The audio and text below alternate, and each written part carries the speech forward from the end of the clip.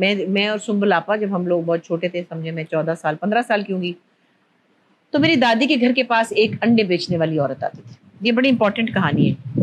ان کا بیٹا نابینا تھا اور وہ بچہ پڑھتا تھا گورنمنٹ کالج میں لاہور میں.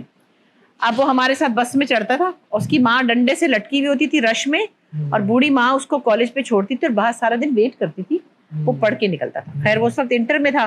پھر وہ دوپہر کو ہمارے گھر آتی تھی اور میں اور سنبل آپا اس کو پڑھ کے سناتے تھے پوری دوپہر، گرمی سڑی ہوئی، اور ہم اسکول سے خود آئے ہوتے تھے اور وہ آ جاتا تھا محمد حسین. مجھے اب خیال آتا ہے کہ اللہ کا بڑا احسان ہے کہ ہم نے کوئی بڑبڑ چڑچڑ نہیں کبھی کی کہ ہائے اللہ کیا ہے گرمی، ہم تو آ گئے، ہم تو تھکے ہوئے ہیں. اور نہ ہمیں کسی نے کہا تھا کہ اس کے بعد تمہیں جنت ملے گی، نہ ہمارے گھر میں کوئی دبکا تھا کہ خبردار جو تم نے یہ کہا پڑھاؤ اس کو، کوئی آرڈر نہیں تھا. ہم دونوں خود ہی اچک کے کھڑے ہو جاتے تھے. 2 گھنٹے ہم کتاب سناتے تھے، وہ یاد کرتا تھا، پھر وہ اس کا امتحان دیتا تھا. اور اسی طرح اس کو جب وہ بی اے میں آیا تو ہم اس کی ماں نے کہا میں نے ٹیپ ریکارڈر خرید لیا. ہم نے اس کا پورا سلیبس اس میں پڑھ کے اس کو سنا دیا.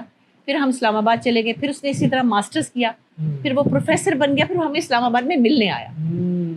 تو اتنی مزے کی یہ بات مجھے لگتی ہے کہ جس میں ہمیں کوئی نہیں تھا کہ تمہیں اجر ملے گا اور تمہیں دوزخ ملے گی یا جنت ملے گی. ہمارے گھر میں یہ لیکچر بازی نہیں تھی. ہم لوگ بہت پریکٹیکل لوگ ہیں.